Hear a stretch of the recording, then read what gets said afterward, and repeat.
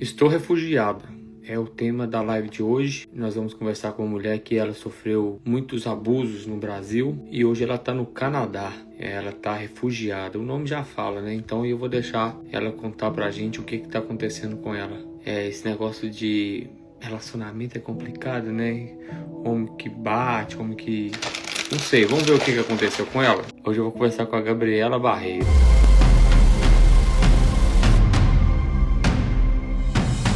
Gabriela, Oi, tá joia? bem. Você tá falando de onde, Gabriela? Hoje eu tô em Mississauga, que é uma cidade do lado de Toronto.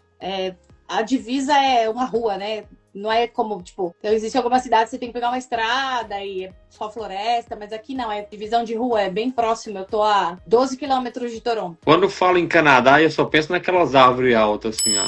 Tem bastante, eu posto bastante no meu... Você é natural? Eu sou de São Paulo, mas eu já vivi em vários lugares, né? Eu nasci no ABC Paulista, morei em Campinas, na região de São Paulo, depois eu morei em Goiás, depois eu morei em Salvador, aí eu fui Eita, em São Paulo, foram os últimos 9 anos eu morei em São Paulo. bom demais. Que papo é esse aí que você tá refugiada? Então, o Canadá é um país maravilhoso, assim. O Canadá é um país que aceita muitos imigrantes e refugiados. Os Estados Unidos também, não? Acredito que se você bater aí como eu, assim, se eu fosse para os Estados Unidos, descesse do avião, chegasse na imigração e pedisse asilo, refúgio, eles iam me deportar. Não tá. Então espere, aí, deixa eu ver se eu entendi. Você sofreu alguma coisa no Brasil e pegou o visto normal e falou, ó, vou pro Canadá, normal. Aí você desceu no Canadá e aí você falou, aí você foi lá cutucar ele. Então, eu tinha visto desde 2012, eu tenho visto americano. Para tirar o canadense, você paga uma taxa de 7 dólares canadenses. Para você sair do Brasil, você precisa do visto.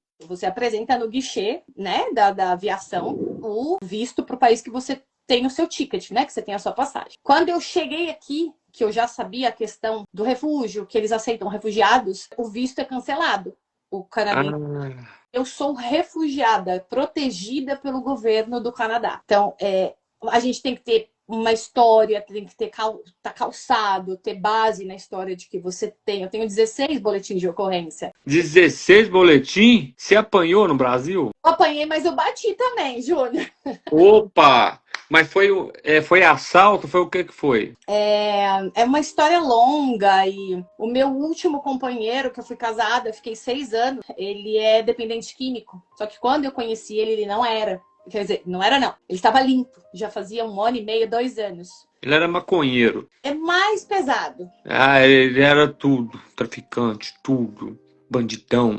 Só que quando eu conheci, ele é funcionário público da cidade onde eu morava. Ele ganha muito bem. Muito bem. E ele estava bem quando eu conheci. Só que todo dependente químico, ele laça a pessoa. Então, assim, eu me apaixonei. Foram passando os anos, e aí, os anos não, né? Os meses, ele houve a primeira recaída. E é aquele negócio, ele fica... Essa é a vulnerabilidade que existe dele, né? Uma pessoa maravilhosa quando tá sem uso, quando tá sem usar. Quando está em uso, vira o demônio, né? Tipo... Aí o cara era dependente químico, mas ele era uma pessoa importante. Inteligentíssimo. Nunca vi um homem tão inteligente quanto ele. Tem muita coisa boa nele, mas existe essa vulnerabilidade. Houve ameaça de morte. Na minha cidade houve um feminicídio no começo do ano passado, no começo de 2024, e o rapaz que assassinou a mulher, ele era amigo de infância do meu ex-marido. Uma das nossas brigas o ano passado, em 2024, ele falou assim: você não quer acabar com a Francine, né? Vixe, mano. Ou haviam sutilezas que eu não sei se a gente, como mulher que sofre violência doméstica, sabe que há uma mutação no cérebro, existe uma pesquisa, a violência doméstica causa muita coisa, porque não é só o agredir fisicamente, existe violência, é algo que precisa ser ensinado, porque a violência, ela é física, mas ela é mental, ela é emocional, ela é financeira, ela tem várias vertentes. O cérebro da mulher, quando sofre violência doméstica, ele muta, há uma mudança na amígdala. Provado cientificamente isso, tá? É algo profundo, assim, de se explicar. Não, eu entendo. Eu imagino como se fosse uma criança tendo medo de fazer tudo, porque tá sendo, sabe, todo dia, ó.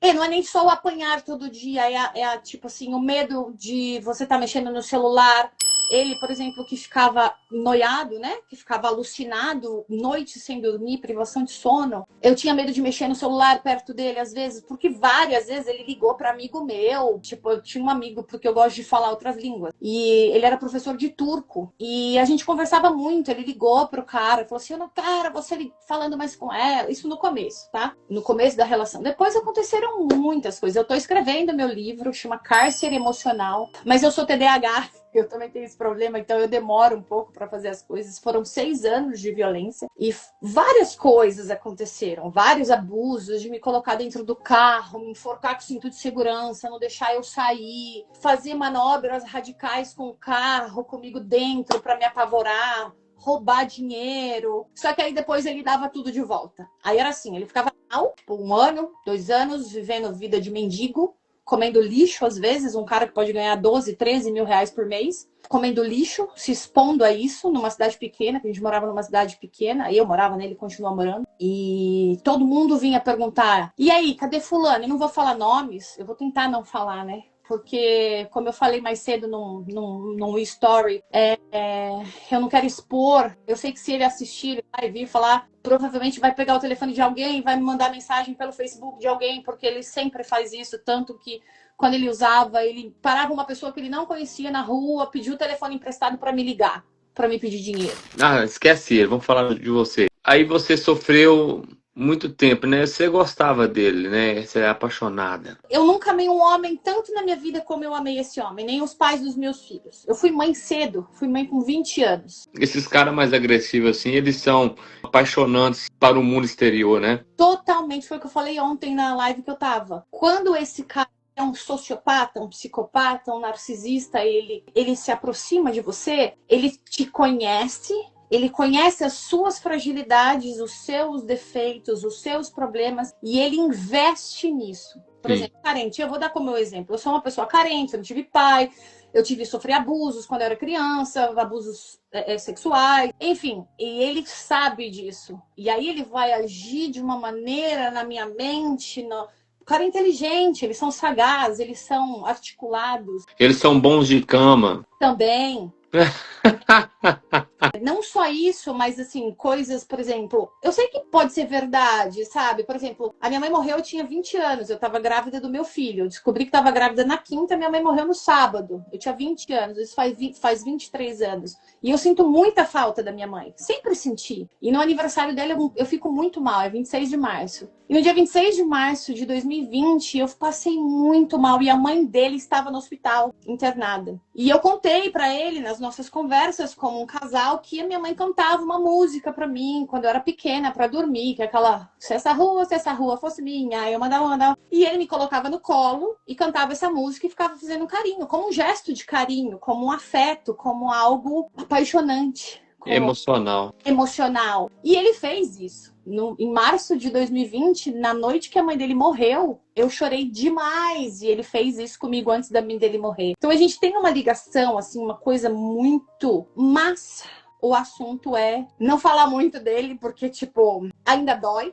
Eu passei pelo câncer carregando ele, pra você ter ideia. Teve câncer de quê? Eu tive câncer de mama, eu ainda faço tratamento de câncer, eu tomo remédio todo dia, eu tô na menopausa, eu tenho um monte de problema de saúde, um monte. Mas já deu uma estagnada aí nesse câncer? Então, eu não estou em remissão ainda, né? Eu tirei uma parte da mama e fiz esvaziamento axilar, que fala, cortei o nervo do braço, tirei os linfonodos do meu braço. Tipo, no Brasil eu sou considerada deficiente. Ele até tá inchado porque a gente varre, carrega sacola de supermercado e eu não posso carregar, eu não posso pôr nem mochila no meu braço. Isso?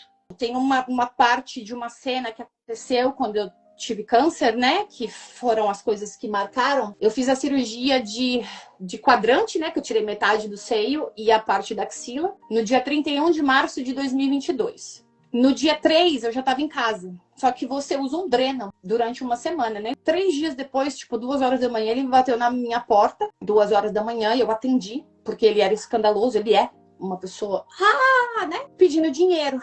E eu disse que eu não ia dar, que eu não ia dar, que eu não... E tanto é que ele me deve muito dinheiro, porque eu fui a facilitadora dele, sempre emprestava. Só que eu sou pior que a agiota. Ele me pedia 20, eu cobrava 40 e anotava. Sempre anotei tudo que eu dei pra ele. Não tudo, sempre faltou algumas coisas, mas assim, eu sou agiota de 100%. Você quer 20 reais pra usar droga? Você vai me pagar 40, beleza? Beleza, então tá bom. E sempre foi assim. Tanto é que ele me deve hoje uns 28 mil, porque ele já pagou uma parte. Ele me pediu dinheiro, eu disse, não vou, bati o pé, não vou dar, meu, você não tem respeito, cara, são 2 horas da manhã, acabei de fazer uma cirurgia, você é louco, e blá, blá, blá. Não dei o dinheiro, e aí ele saiu gritando, acordando todo mundo, os vizinhos já estavam acostumados com o tipo de escândalo. Ele falou uma frase muito pesada, que é, como que eu fiz a mãe dos meus filhos chorar por uma vagabunda como você? Ai, desculpa, falei palavrão, não sei se pode também.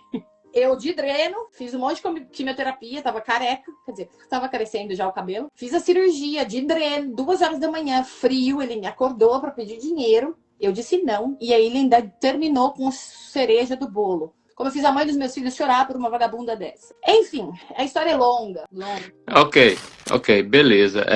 Eu entendo que você sofreu, você teve um câncer, mesmo passando por tudo isso, você enfrentou. Mulher sofre, né? Mulher, é estranho explicar, mas mulher sofre de todo jeito. Mulher tem um monte de coisa que sai da mulher, mulher aguenta muita coisa, né? Às vezes acaba desenvolvendo algumas doenças e talvez não vem nem do sangue, vem do psicológico. O câncer, você pode ter certeza. É comprovado cientificamente, você pode pesquisar depois. Muito dos cânceres de mama acontecem por uma mágoa e um rancor muito forte. Tem fator genético, tem fator de alimentação, tem. Mas a maioria dos cânceres de mama é uma dor profunda que a mulher sentiu. Aí como que é? Você tirou um pedaço do seio? Fala quadrante, você tira a parte de baixo. Quer dizer, o quadrante pode ser em qualquer lugar, porque o tumor pode estar em qualquer lugar do seio, né? No círculo, ele está em qualquer lugar. E aí você tira 1/4. Mas aí como que você foi explicar isso lá no Canadá? Você tinha provas que você estava sendo ameaçada, que você tomou umas pancadas? Eu tenho 13 boletins de ocorrência contra o meu ex, né? Esse ex atual, que é o que eu vivi 6 anos. E tenho mais 3 boletins de ocorrência contra o pai do meu filho. Porque o pai do meu filho é também uma outra violência doméstica que eu sofri em Salvador. Aí depois do pai do meu filho eu fiquei 3 anos e meio sozinha. Você acha que você tem o dedo meio podre para homem ou o problema é você? Podre, dedo podre. Karma, não sei. Não sei, eu acredito em karma, sei lá, só pode ser. Não sei. Na realidade, eu sei. A psicóloga me falou, né? A terapeuta me falou que inconsciente, subconscientemente, quem não teve pai, quem não teve, ou teve um pai ausente, um pai... A mulher sempre procura o homem igual ao pai. O exemplo do pai, no formato do pai. Então, assim, no meu inconsciente, no meu subconsciente, eu procuro homens que foram como meu pai. E é isso, entendeu? Tipo... O pessoal tá falando que você precisa fazer terapia. Você já fez? Gente, olha, já fiz muita terapia. Já comecei terapia aqui também em inglês. É muito complexo. Muito Ok. Deixa eu te perguntar uma coisa aqui. Faz quanto tempo que você tá no Canadá?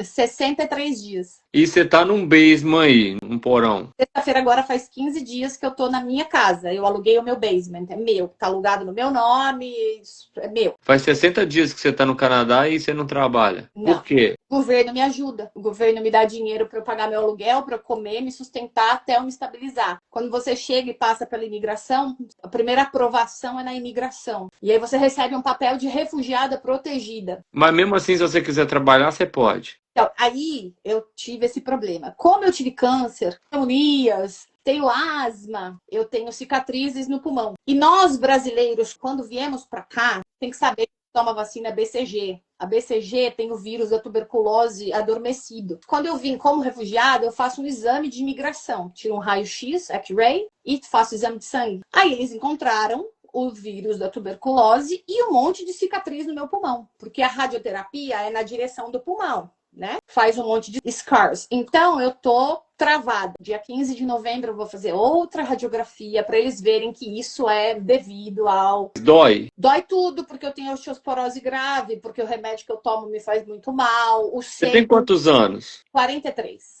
Mas você tá quebrada, hein, menina? Porque esse tanto de coisa que apareceu, isso tudo é emocional, será? Também. Tipo, eu tenho diabetes, eu tenho um metro. Nossa, olha aqui, ó, você tem diabetes, você tem osteoporose, você teve câncer, você teve negócio nos pulmão, Tenho 1 metro de intestino. Vocês normais têm 9. você tem 1 metro só de intestino? Como assim? Retiraram ou você nasceu assim? Não, foi uma cirurgia que eu fiz em 2013 na Unicamp. Não sei se você conhece o hospital da Unicamp em Campinas. É um hospital faculdade muito famoso. Que foi uma cirurgia, é como se fosse uma bariátrica, mas ela é pro diabetes. Ela é uma cirurgia metabólica. Eu não absorvo nada. Você já foi mais gordinha, então? Na realidade, eu não fiz por causa da obesidade, não foi por causa disso, foi por causa do diabetes. Tanto é que meu diabetes ficou controlado até o meu câncer. Então, no Brasil você não trabalhava, então, não? Trabalhava no hospital da Unicamp também. Você era uma enfermeira lá. Não. Eu trabalhava na parte de nutrição do hospital da Unicamp. Eu servia as refeições dos pacientes. Você nunca teve filho? Tenho 2. Ok, mas tá lá no Brasil agora. O de 22 ficou no Brasil. Eu tenho um filho de 22 anos, que é açougueiro no Brasil. E tenho o pequeno que mora aqui comigo, que veio comigo. De quantos anos? Chama Benjamin. 9 anos. 9 anos. E como você tá se sentindo agora, 60 dias dentro de um país? Você não fala inglês, né? Yes, I do. A little Ah, bit. você fala inglês? Practice a little bit, but I do. I learned about Olha, então tá sendo mais fácil para você. 12 horas na imigração falando inglês com os agentes de imigração. 12 horas a gente fica. Pode ser que tenha gente que tenha sorte que fique menos, mas eu fiquei 12 horas no dia 12 de agosto que eu pousei aqui. E aí eu fiquei 12 horas falando com os agentes de imigração. Sim. Você não se sente sozinha, não? Já chorei sábado, porque sábado eu passei muito mal, porque eu tô tomando um outro medicamento, e que abaixa muito minha glicose e a minha pressão. E glicose alta é perigosa a longo prazo. Glicose baixa, quando você tem uma hipoglicemia, você pode ter convulsão. E aí você morre. E aí eu estava no Family Doctor com o Benjamin, que aqui é médico de família, né? Family Doctor. Que ele foi fazer consulta. E aí eu comecei a passar mal. Suar frio. Quando eu cheguei em casa, fiquei com hipoglicemia. Eu tava com 50, eu não sei explicar, é microgramas, sei lá, que é a quantidade, né? Normal é 110, 120 e pós-refeição é até 150. Enfim, à noite eu chorei. Falei assim, gente, e se acontecer alguma coisa comigo nesse lugar, com meu filho pequeno, eu não tenho ninguém. Quer dizer, eu tenho amigos que moram aqui, mas mesmo assim, tipo, não é família, né? Não tem comunidade brasileira aí, não? Onde você tá? Não, eu tenho uma igreja, eu vou numa igreja, que eu sou cristã, eu vou numa igreja que eu sei que eu posso contar com as pessoas, porque tanto é que as pessoas me doaram coisas móveis, né? Porque quando você aluga o basement, só vem com o fogão e a geladeira, e aí você precisa de colchão, você precisa das coisas, apesar de que o governo também ajuda com isso, ele te dá dinheiro para comprar cama, te dá dinheiro para fazer mudança, etc. Mas eu ganhei muitas coisas do pessoal da igreja, ganhei coisas da minha amiga, chama Renata, que ela trabalhou anos atrás em Salvador, numa escola de inglês, e uma escola infantil bilíngue. E tem essas pessoas, mas mesmo assim, tipo, o que me dói, se eu me sinto sozinha, você me perguntou. Eu me sinto ótimo, é maravilhoso. Eu digo que os 6 anos que eu sofri de violência doméstica, tentando sair, eu tentei fugir várias vezes. Só que emocionalmente eu estava enlaçada e eu voltava. É um cárcere emocional que eu vivi. É o nome do meu livro. Eu entendo, eu sei como é que é. Então, eu falo que esses 6 anos eu tive a minha carta de alforria para poder chegar aonde eu sempre quis estar. Não digo que era o Canadá. Já estudei muito sobre o Canadá, já estudei muito sobre os Estados Unidos, já estudei muito sobre Irlanda, passei numa entrevista para trabalhar na Irlanda, não fui porque eu tive que deixar o filho. Então, assim, eu sempre quis morar fora, mas eu nunca consegui por falta de verba ou porque eu tinha que deixar meu filho. Então, assim, Deus foi me mostrando o caminho, foi me mostrando caminhos. Tanto é que eu falei pra Roberta, conheci a Eliane Farmer o ano passado, que ela começou a me inspirar. A Eliane Farmer é minha brother. Eu conheci ela o ano passado, dia 6 de dezembro, eu fui lá na Vila Mariana, em São Paulo, que teve um evento e aí eu fui e conheci ela pessoalmente. A Viviane. Agora me fala aqui, essa casa que você tá aí, você não tá pagando aluguel, né? Eu pago, mas Quanto? do governo. Você paga, mas a casa é do governo. Não, a casa é do dono, o landlord, que é uma pessoa, o dono, que ele não mora aqui em cima. Quem mora em cima é outro inquilino dele, ele tem várias casas. Quem paga, mas é o governo que paga. O governo põe o dinheiro na minha conta todo mês, porque existe essa ajuda para quem pede asilo e quem é refugiado. Se você tem uma base e uma história, ele te ajuda financeiramente, você procura uma casa enquanto você tá... Porque eu fiquei no abrigo. Eu estava num shelter até sexta-feira da semana passada. Eu mudei pra cá. Eu estava no abrigo. E aí a gente vai atrás dos papéis de advogado, eu tenho tudo pago pelo governo. Tudo pago pelo governo. Tudo o governo me dá dinheiro. E aí o aluguel é pago pelo dinheiro que o governo me dá. Até sair meu work permit. Quando sai meu work permit, você começa a trabalhar. O dinheiro que você recebe vai descontando uma porcentagem do dinheiro do governo, vamos dizer assim. Existe o seu dinheiro e o dinheiro do governo. Entendeu? Eles incentivam você vir, eles te dão um work permit aqui porque eles querem que você trabalhe, porque você tem que pagar imposto, né? Que esse é o fato, essa é a história. Então, assim, eu não estou ilegal, eu não sou ilegal, eu sou protegida pelo governo e aguardando o meu work permit para trabalhar. Eu não posso trabalhar enquanto ele não me der work permit. E é isso. Quem que é o presidente do Canadá? O presidente é porque ele é primeiro-ministro, né? Eu esqueci o nome dele. Eu acompanho ele, mas eu esqueci o nome dele. Não tem problema, não. É só uma curiosidade que eu não sei, não. Não tem presidente aqui, é monarquia, né? Não é monarquia que fala, nem eu sei. Primeiro-ministro, não é presidente, porque é vinculado à Inglaterra, ao Reino Unido. Alguém deve saber, me explica também que essa parte eu não estudei. Agora fala aqui pra mim, quais são os seus planos pro futuro? Eu vou ficar aqui o máximo que eu puder, porque o meu sonho é Estados Unidos, né? Meu sonho é Estados Unidos, sempre foi. Mas eu vou ficar aqui até eu conseguir a minha cidadania, que 2029 eu já consigo, se der tudo certo no meu processo. E final do ano que vem eu já consigo o meu PR, que é residência permanente, mais ou menos. São 1.095 dias aqui. Como refugiada, um dia conta meio dia. Mas eu preciso de 1.095 dias para pedir a cidadania. Entendi. Então, vai dar certo. Você tá com um advogado aí no sacola? O governo paga também o advogado. Você tá passando uma fase de desintoxicação. Exatamente. Desintoxicação. E assim, o intuito assim dessa live também que é falar para as pessoas, porque assim, não é só quem sofre violência doméstica, de homem e mulher. Existem vários tipos de ameaça, de violência que você pode vir para cá e entrar como asilado e o governo te ajudar. Então, assim, a violência doméstica é a minha especialidade, porque eu estudei e passei pelo. Você chega, você só precisa do visto para sair, e o visto canadense é muito mais fácil de tirar do que o visto americano. Sim. E aí você chega na imigração, eles vão fazer várias perguntas para você. Várias. Por que você não escolheu outro estado do Brasil, já que o Brasil é um país enorme? Me fizeram essa pergunta. Aí eu disse, eu fui calçada. O meu dossiê tinha várias reportagens, mulheres sofreram feminicídio, né, que morreram. E porque moravam num estado, mudou para o outro e o cara foi atrás dela e matou. Aí eu mostrei a reportagem para o agente migratório, no guichê. Aí ele olhou para mim e falou assim, então por que você não foi para um país da América Latina, próximo ao Brasil? Aí eu olhei para ele e falei assim, porque para você viajar para a América Latina, qualquer país por ali, é só você usar o RG, a gente não precisa nem de passaporte. Ele poderia ir atrás de mim do mesmo jeito. E eu sei que se ele vier aqui, o nome dele já tá aqui com você, não tá? Vocês não vão deixar ele entrar no país para me perseguir, vão? Aí ele olhou para minha cara indagado assim e falou assim, ok, bravo, né? Bravo, porque eles não são assim receptivos. Ai, vem, entra. Aceita, há uma lei, tô respaldada, tô. Mas não é, tipo, eles vão te perguntar por quê. Porque é muito fácil você vir aqui falar, contar uma história feia, bonita, e entrar. Então, assim, você tem que ter documento, você tem que passar pela imigração. Eu fiquei 12 horas fazendo entrevista. Mas, olha, as nossas vibrações para você, principalmente para as mulheres que estão participando da live, são positivas. Porque tem muita gente que está participando da live que já passou por algo semelhante, né? Se alguém quiser que eu ajude, que eu responda, lógico que se vier um monte de gente, eu não vou ter condições porque eu sou humana, mas é algo que, assim, mostrar para as outras pessoas. Tantas pessoas LGBT, aqui aceita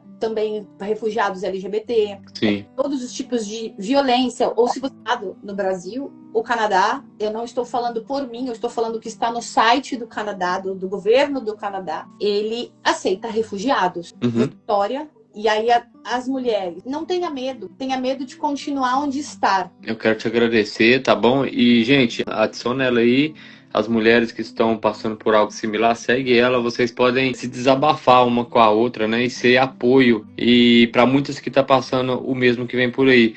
E você vai dando o feedback pra gente, vai falando pra gente aí sobre a sua trajetória, que agora a gente quer saber, agora a gente quer te acompanhar. É legal porque, tipo, eu tô postando, Juninho, tipo, os preços, as coisas do Canadá, porque a maioria dos seus seguidores são brasileiros que acompanham os Estados Unidos. Só que existe o Canadá também. E o Canadá é um país muito legal pra se ver. Aqui o frio é tenso, né? Eu não sei quanto chega aí New Jersey ou Massachusetts, mas aqui chega a -20, então é bem frio. Ô, Gabriela, obrigado, viu? Obrigada de coração, Deus abençoe você demais. Você é muito, you are so funny. Você é muito engraçado, os seus vídeos são muito legais. Deus te abençoe demais, viu? Obrigada pela oportunidade. Obrigado, Gabriela, grande abraço, viu? Fica firme. Valeu, Deus abençoe. Amém. Essa foi a Gabriela. Gente, obrigado. Tem gente que está participando pela primeira vez na live. Quero mandar um abraço aqui. Até amanhã para a próxima live. Obrigado pela participação de todos. Valeu, valeu.